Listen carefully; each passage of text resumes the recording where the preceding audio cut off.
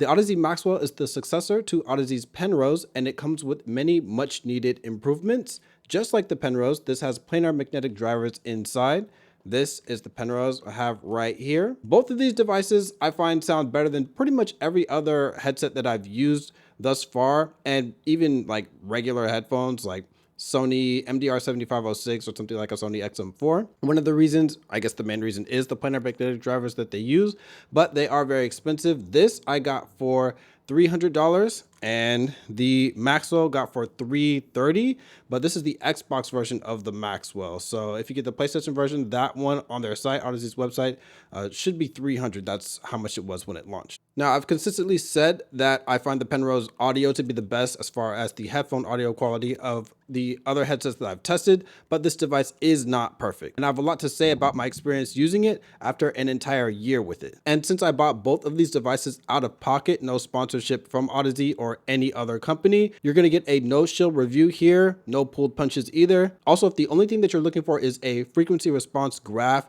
like from someone that's using one of those jerry-rigged ears machines, then I'll go ahead and link some people that have done that in the description. That's not what I'm going to do in my review. This is just going to be a real world test, my real world experience after using both of these devices. Now I'm actually going to start with the build quality and the comfort of both of these devices. It's the most important change of the Maxwell. And the reason I'm starting here is because of all the headsets that I've used, Razer, HyperX, SteelSeries, the drivers that those devices use, they can't match up to Audeze. However, I would say that the Penrose has the single worst build quality of any headset that I've used. So elephant in the room, my Penrose cracked actually on both sides. Let's see if you can see this here. I might have to crank up the dynamic range so that you can actually see. So you can see this little fine crack right here. It's not too big, but it definitely does have an impact. That's how the other side started as well. So this is actually held on by some tape. This is like some electric tape or whatever it is.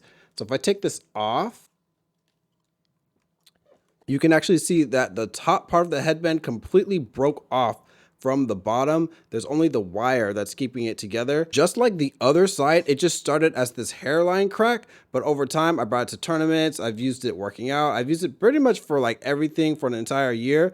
This tiny little crack, it eventually turned into this. Actually, the thing with this is I say that I've been using this for a year. I haven't actually been using this unit for a year. This is the second unit that I got from Audeze because my first unit, I made a review of this. It had a problem with some rattling in the right ear cup. I have my full experience talking about that with trying to get like a replacement and stuff like that. So I've only had this one, I think, for about 3 months before it got that crack. And this isn't something that's completely uncommon. There are a ton of other people that have this exact same issue. Some of their headbands break in the middle. Some of them, like, it snaps off entirely. Just look up Reddit Audeze Penrose breaking, or go in the Amazon reviews of the Audeze Penrose or the HyperX Cloud Orbit S. You'll see the exact same thing. What the problem is this is made of some like really brittle material, really thin plastic, but brittle plastic. And so just the act of taking it on and off like this, as you see, you just need to stretch it a little bit to put it on and then take it off. It's not a lot, just a really tiny bit. But if you'll notice, or if you look up like laptops, or if you look up like a Nintendo DS, you'll see that a lot of these devices get rated for how many times the hinge can actually open and close. Sometimes it's like, you know, a few 100,000 times, a few million. I don't think that they actually rigorously tested this to find out. And for a lot of people, only like 6 months later, this thing broke. So like I said, I've had this exact unit for maybe 4 months.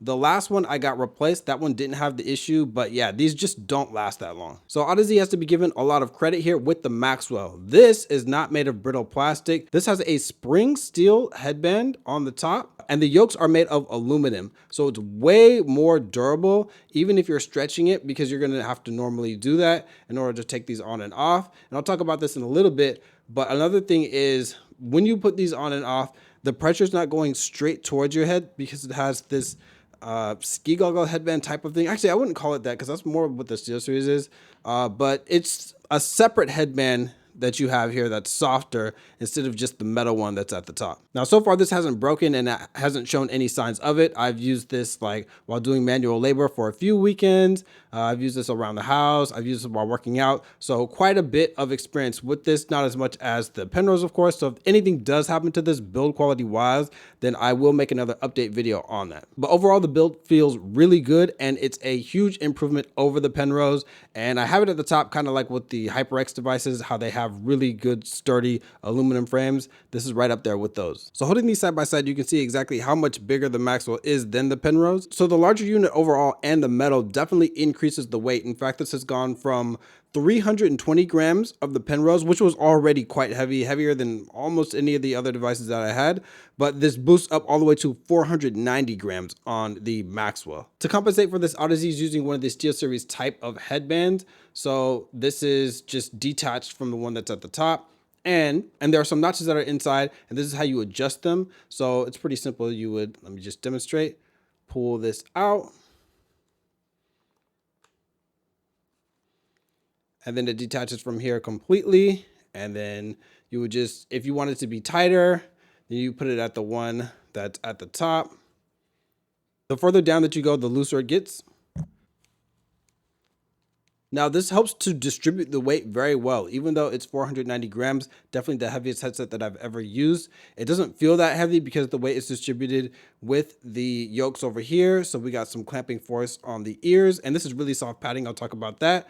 But then also it is distributed amongst the headband also. So not having that much force on this at the top makes it so that this is less vulnerable to cracking. And then since we have the aluminum yokes, those shouldn't actually be cracking either. And it also doesn't feel very heavy. So they put a lot of thought into the design of this in comparison to the Penrose. The ear cushions on the Maxwell are a lot larger than the Penrose, and they're actually shaped for like a human ear. I don't know what they were thinking with the Penrose. The Maxwells are shaped very well, but the Penrose has this weird kind of oval thing, but it's also slanted, so it just fits on your head kind of weird. But these, they have this kind of like circular, it's more of an oval, but it's like straight, more straight, and it's a lot larger. The clamping force is pretty strong, but the padding inside is a lot softer. This is kind of hard inside. I like the idea of pleather, but it really is reliant on what type of material you have underneath and how soft it is. This holds its shape pretty well, like it springs back pretty fast.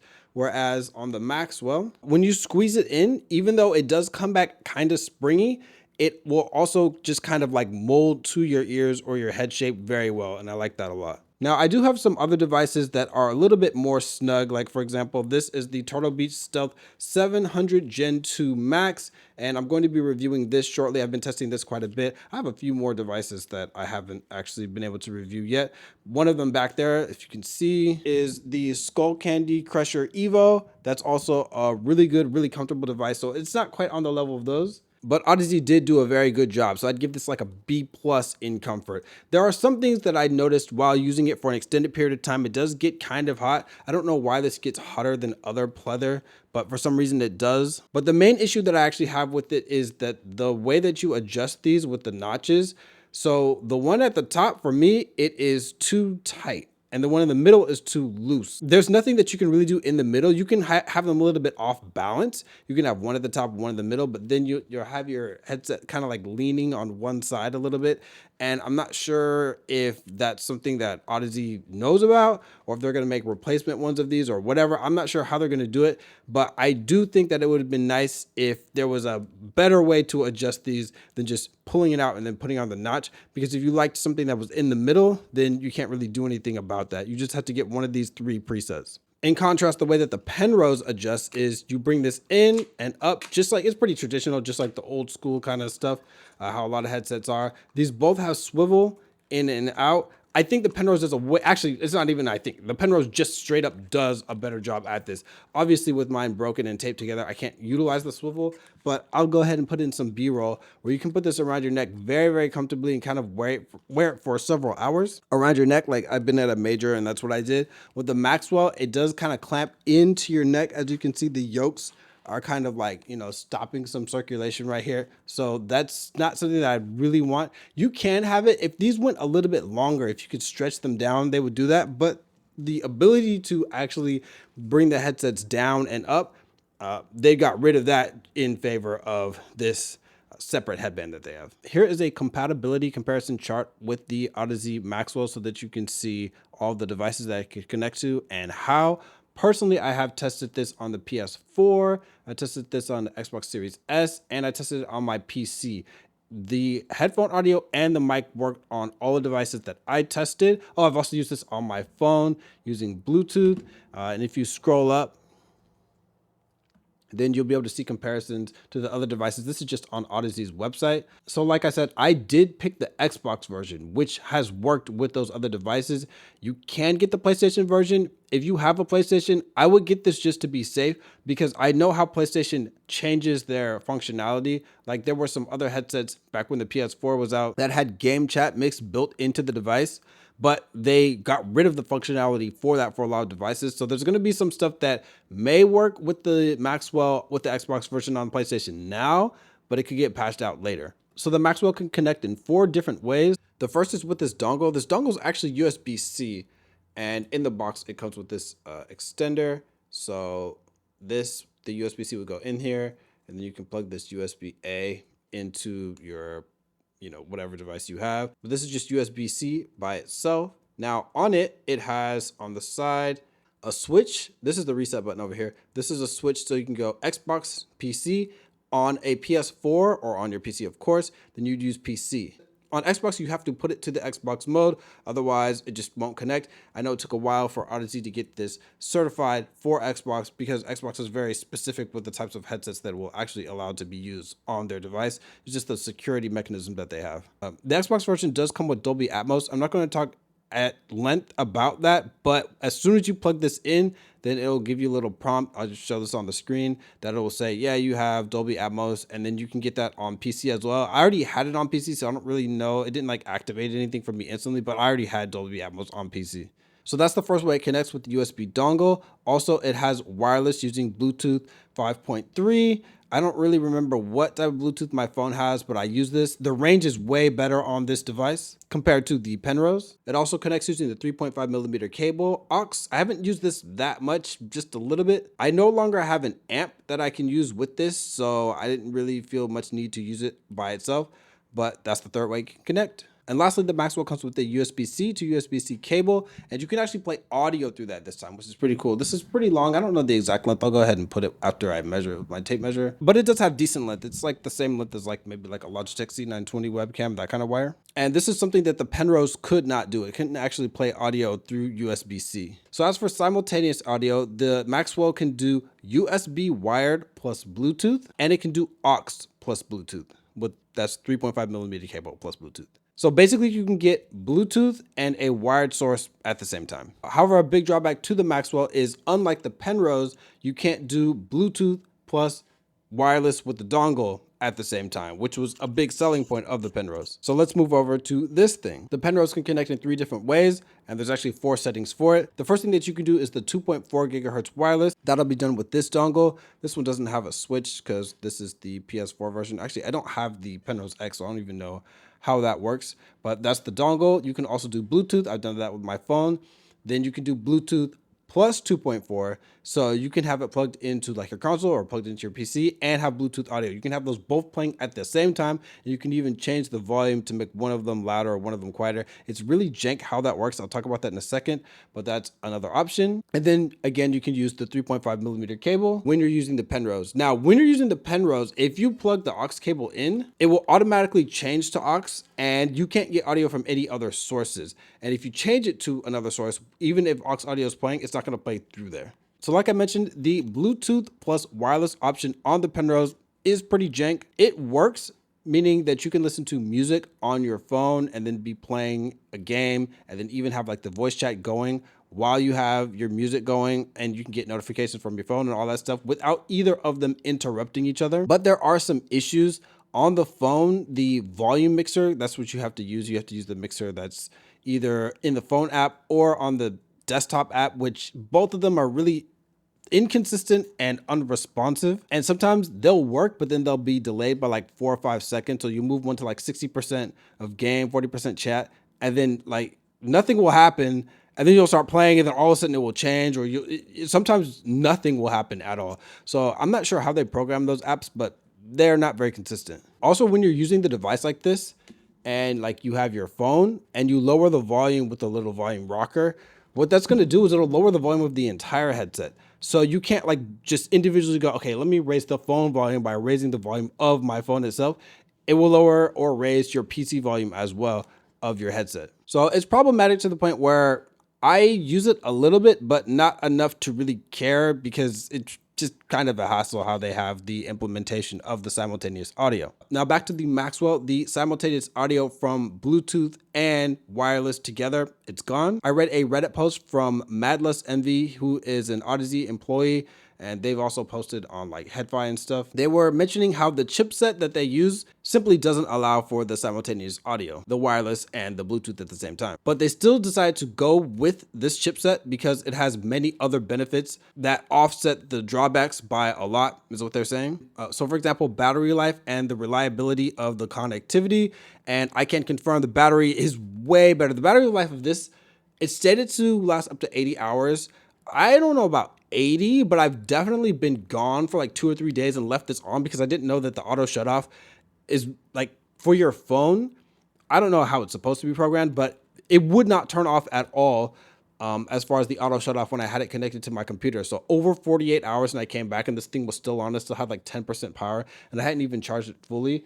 That it would be completely impossible to do with a Penrose. First of all, the Penrose would turn off just from the way that the auto shut off works. But the Penrose generally for me lasts about 6 to 8 hours. I think it's stated for 12. I've never gotten anywhere close to 12. So taking this thing on flights was a hassle because I always had to bring the charger with me and charge it like while I was on the plane or while I was waiting. This you can go several days without having to charge it at all. So the battery is way better. Also, the reliability of the connection. I've had like a couple of like spikes as far as like the audio kind of having like a crackling sound.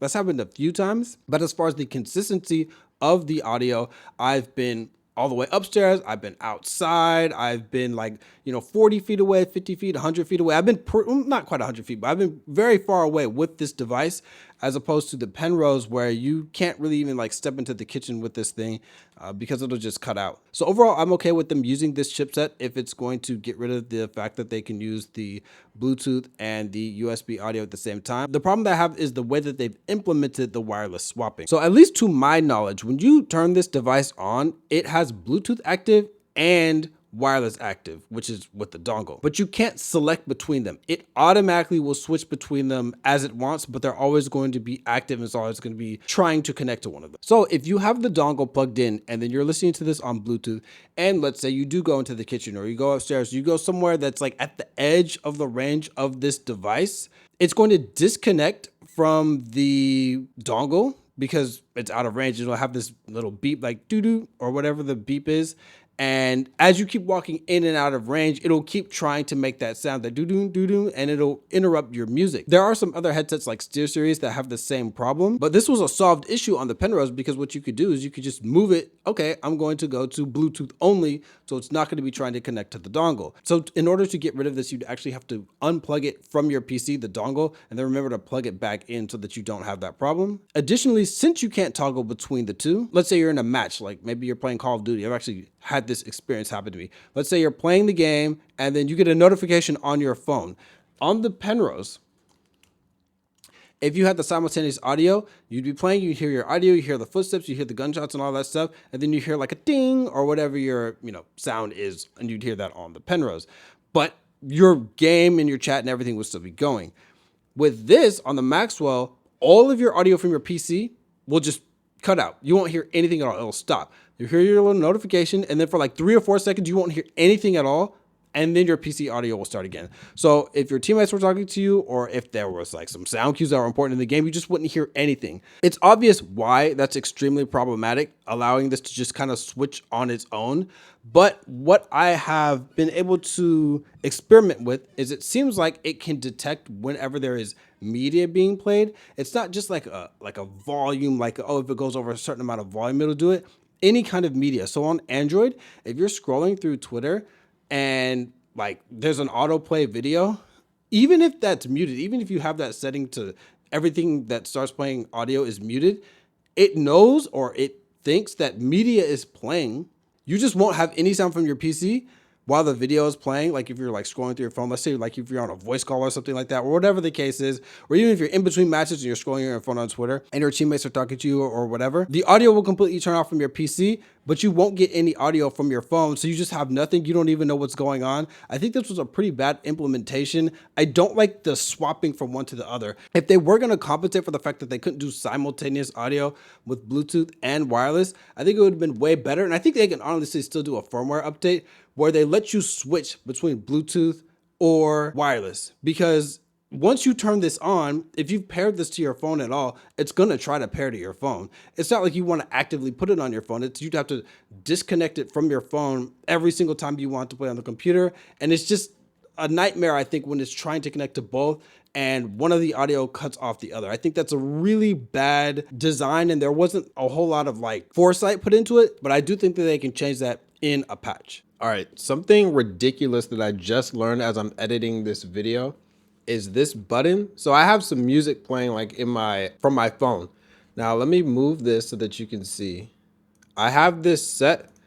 My audio is on my monitor right now down here. If I press play on this, you can hear music. This is from Lupe Fiasco just playing in here, right? But let's say I was editing the video and I was playing a portion and then I paused it. If I press this play button, it will play this, right? That doesn't make any sense. And then pause will pause that. That's ridiculous. Why is this tethered to that? I don't understand. Like, it's not even selected as my speaker source down here. As I already showed, this is set to my monitor down here. So why is play and pause even affecting this? Even though I'm just playing stuff from my phone. So when playing and pausing something from my phone in the kitchen, I was actually playing and pausing my video editing software, which how is that even possible? Still, with that nitpick out of the way, I think that overall this device has the connectivity down a lot better than the Penrose. And I think the upgraded battery life, the more consistent Bluetooth, and the better range on the Bluetooth, way better range on the Bluetooth, makes it a good improvement over the Penrose, because the Penrose definitely had issues as far as range and the battery life was really, really terrible. Now I'm going to quickly talk about the controls of each device. I've already gone over them on the Penrose, so this one will actually be very fast. So on the left ear cup, this is the power button right here. This is mic mute, down and up. Actually, I don't know if up or down is mute. It's kind of weird how it's like a mic mute sign, but I'll tell you why that's kind of strange in a second on the Maxwell. Headphone audio right here. Then you can hold this in for a few seconds to switch different EQ presets. It takes a long time to swap between the different EQ presets. It's way better on the Maxwell. This is the mic volume. I don't even know why this exists, to be 100% honest with you. Pretty much always want it at full, but that's fine. This is the aux port, USB-C port. You can't get audio from here, but you also do need to connect this to your computer if you want to use the app on your PC physically, not just with the dongle. This is the mic port. When Audeze sent me this replacement device, they didn't send me my mic back. This button right here, this will switch between the different modes, like 2.4 wireless, or if you want to do like aux or whatever, that will switch between them. Here are the controls on the Maxwell. Mic mute at the top and up. See, if you can see, this is a mic mute symbol, but putting it up doesn't mute the mic. Putting it down mutes the mic. Very interesting. There are also integrated mics here. I'll talk about those shortly, and you can see them on both sides. Power button. Now this turns the device on and off, but also it's used to pause tracks. Now when you turn this on, there's going to be a light that's right here that'll turn on. It is something to be aware of because the Penrose has the same kind of problem when you turn this device on, especially like if you're in a plane, it'll have this like obnoxious light on at all times. So if like the person that's sitting next to you, unless you're like at a window seat on the left, they're always going to see this, and it is quite annoying. So that's something that I wish they would have changed. But the placement of the light's a lot better on the Maxwell because it's like facing forward. All the controls are on the left ear cup, just like the Penrose. Headphone audio volume is right here. Just scrolling it by itself, that will raise or lower the volume. If you want to pause, then you'd press power. If you want to switch tracks, like skip tracks, instead of like tapping the power button twice like you do on like pretty much every single headphones that are out right now, you would actually click this button in and then scroll up. scroll up by like one tick, and then it will go to the next song. Scroll down by one tick, and then it will go back a song. If you scroll too much, it will start going by more songs as much as you scroll. So every little tick is another song. So let's say you pressed it in, and then you scrolled a little bit because you were like, okay, next song, and you scrolled like by 3 instead.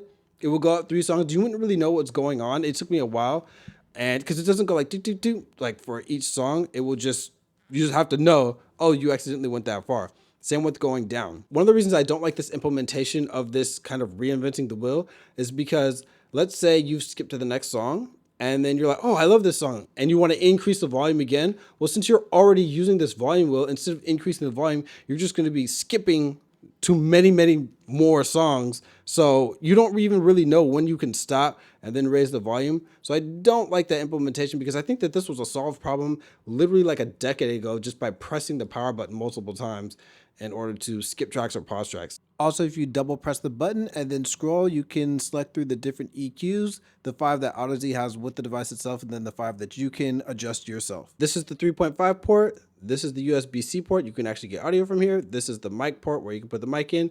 And this right here is for the noise cancellation. Now, the noise cancellation actually applies to the integrated mics and the detachable mic right here. And I'll demonstrate that in the microphone audio quality section. When it comes to skipping tracks and pausing, you can pause with the Penrose with the power button, but you actually can't skip tracks, so you can't go in reverse. So just being able to do that at all is an advantage on the Maxwell, even though I stated how much I didn't really like the implementation of it.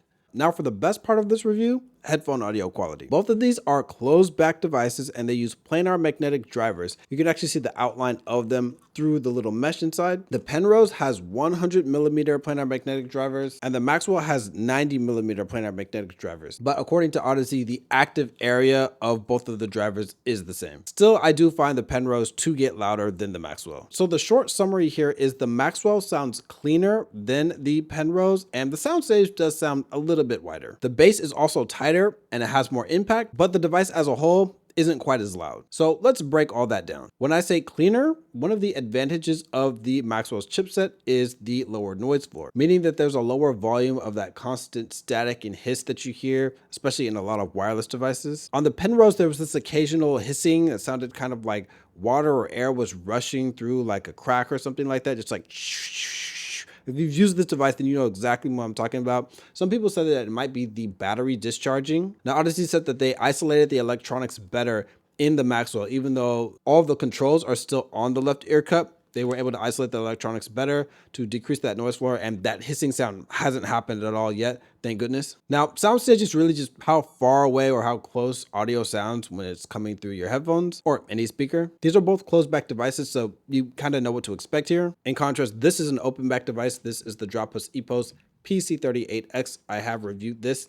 And I still like this device. I don't think the quality matches the Penrose or the Maxwell at all, but the fact that it's open back, a lot of people would like that just for that and the soundstage that it gives you. I don't think it's actually incredibly wide because of that, but helps a little bit. Now, I couldn't tell you from an engineering perspective why the soundstage sounds wider in the Maxwell over the Penrose, but it is a nice change. I've already talked about why in games, competitive games, Call of Duty, or really any game, it doesn't really matter, that tactically, I don't find this to be an advantage at all. The sound will really scale. If something is farther away, if it sounds farther away in like one headset, everything's going to sound farther away. It's not like it's picking and choosing individual sounds like, oh, this enemy is 5 feet away, so the headset knows to like render the sound as if it's 5 feet away. That's not what's actually happening. Everything's going to sound like the speakers are like more like spaced out as opposed to the sound coming from like right next to you. In the Penrose, it sounded like everything was like really super close next to you. And then the Maxwell, it's still close and next to you, but it's just a little bit stretched out. But I do like this for music.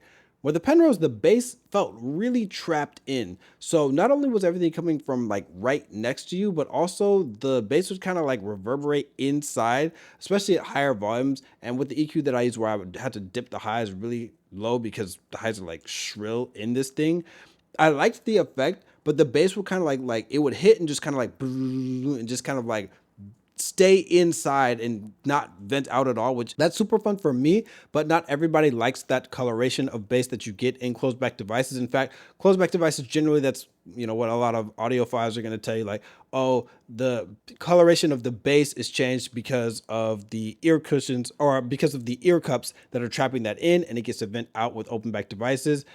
You're really going to feel that with the Penrose, that trapped in kind of bass feeling where it's reverbing inside. You get that still in the Maxwell, but not nearly to the same degree at all. And it actually did take me a lot of getting used to switching from the Penrose to the Maxwell. The bass emphasis is on impact, like a boxer. It hits really quick and hits really hard, but then it's gone. It doesn't linger around like it does on the Penrose and some other devices. And at higher volumes, you can even feel some of the air getting pushed out by the drivers. And there's more force to it than any other headset that I've used, any other headphones that I've used. In fact, I've just included some songs on here that I really like, that you'll get like a good hit of bass from these. It's not gonna kind of get you that big booming thing like Skull Candy can do, but like percussive instruments that just hit really hard and then they're gone.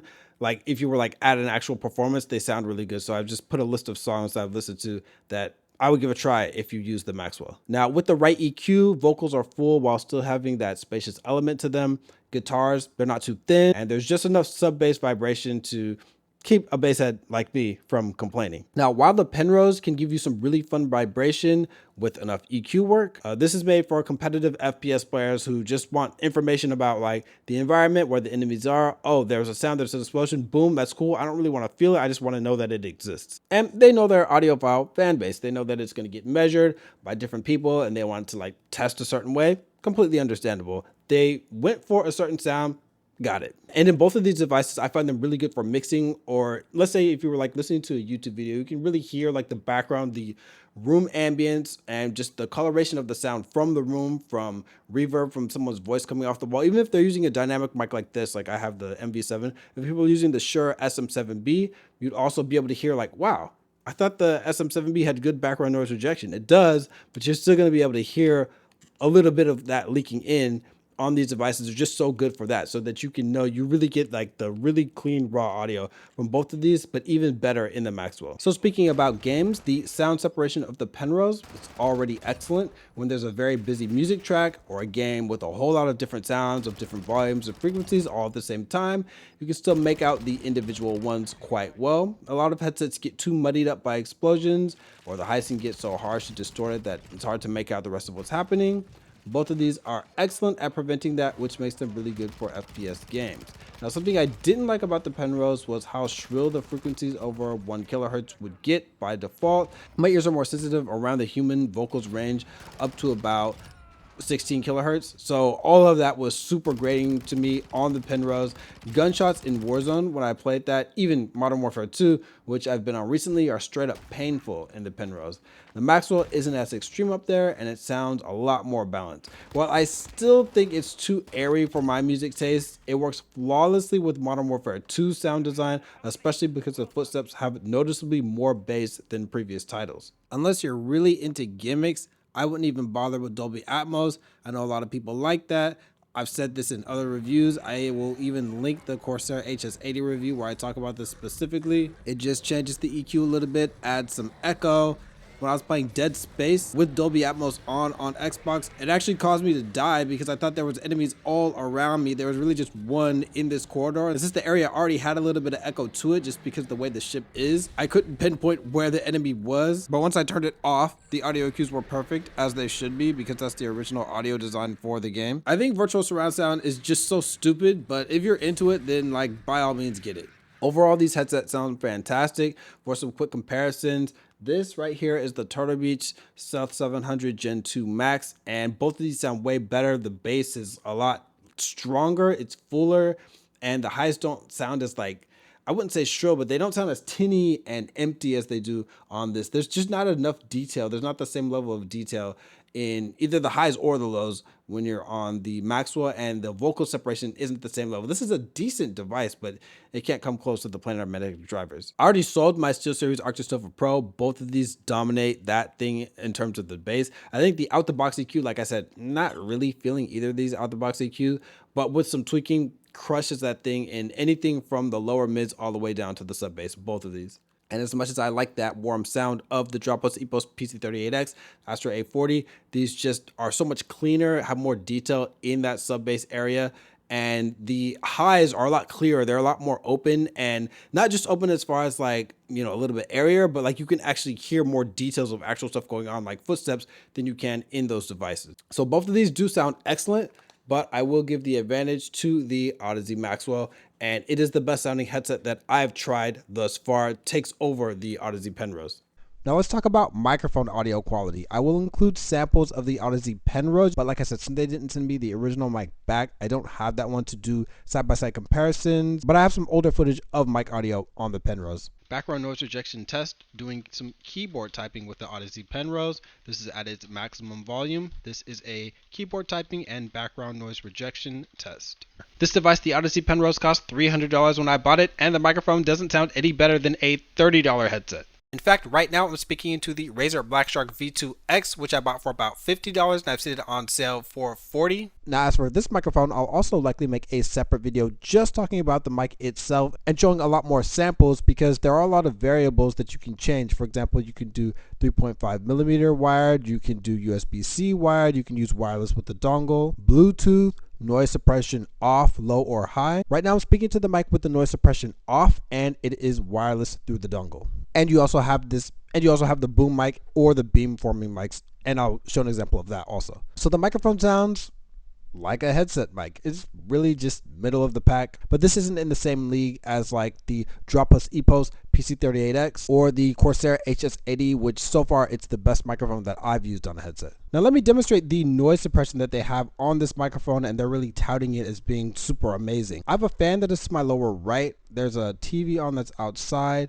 and there's also my PC fan, and I'll do a little bit of keyboard typing. So just typing on my keyboard right now so that you can, you know, hear the volume of this. Now, this is with the noise suppression off, actually. So let me go ahead and turn it on with these same sounds. I've set the noise suppression to high right now.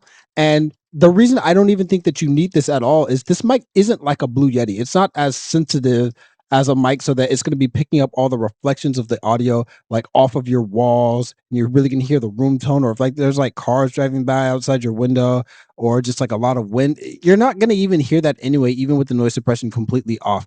Even with like this, like just a dynamic mic, you're not really going to hear that anyways. One more thing is I do find the plosive rejection to be pretty weak. Now that's just kind of how headset mics are, so that's why I've have it like off to the side more right now. I was recording before, I had it like close up, so if I do P sound, Peter Piper pick Peter Piper picked a peck of pickled peppers.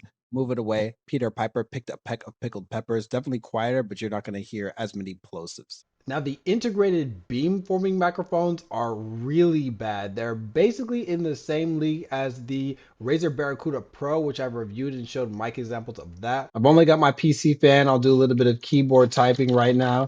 And this is with the noise suppression low. So yeah, I don't like this mic at all, but the fact that it does exist so that you can take calls with this, like if you're out and you don't have the mic in, that's something that you could not do on the Penrose at all. If you didn't have the mic plugged into this thing, then it's just problematic. One other thing about the noise suppression is it has this auto gain to it. So I have the noise suppression on high right now using the beamforming mics, and the volume actually gets raised to the point where it's like almost clipping. I think the auto gain actually works a lot better when the noise suppression is on. When you don't have it on, I just feel like it's too quiet. But hey, this is what it sounds like with some keyboard typing, the beamforming mics. So yeah, the TLDR is the mics on both of these headsets aren't very good, but they do function. If you're actually serious about having good audio anyway, then just have a dedicated mic and be on your way. But if for whatever reason a dedicated mic doesn't work for your setup, then consider looking into the Corsair HS80. The sound is not anywhere close to this as far as the headphone audio quality, but the mic is way better. Same with the Dropbox EPOS PC38X. So for my verdict, the Audeze Maxwell replaces the Penrose as my #1 favorite headset. The sound is improved, the build quality is vastly improved. It's more comfortable, the battery life is better, the Bluetooth range is better and it's more consistent. The only real drawback is that there's no simultaneous Bluetooth and wireless together like the Penrose has. And the Penrose does get a bit louder, and if you're into more of that vibration in the sub bass, The Penrose does have the Maxwell beat. Maxwell's more about that quick impact. Though neither of these are actually bass heavy devices, so don't go out buying these if that's what you're looking for. Now, if you have the Penrose, should you upgrade? If you have a fully functional one, I don't think that you need to go out and do that. When you do have this thing break, and this thing is almost definitely going to break in some way, it's either going to be it straight up snaps off, maybe in two, or gets loose or gets a crack or something like that. Maybe you're going to get crinkling inside of the drivers, or maybe there's going to be a rattling noise, or whatever the case is. This thing is almost definitely going to break on you somehow. And when it does, this is a good upgrade to the Maxwell, but you don't have to rush out and get it now. Now, if you've already got something like this, the tried and tested HyperX Cloud 2, or maybe the Drop Post PC38X, Astro 840, you don't need to rush out and get the Maxwell or the Penrose. You've got a good headset, just work with some EQ. Like, yes, this is a better device. Yes, this is a better device as far as the overall sound quality, but there are diminishing returns when it comes to paying for an increase in audio quality. But if you've got racks, then the Audeze Maxwell is the best headset that I've tested, and I highly recommend this device.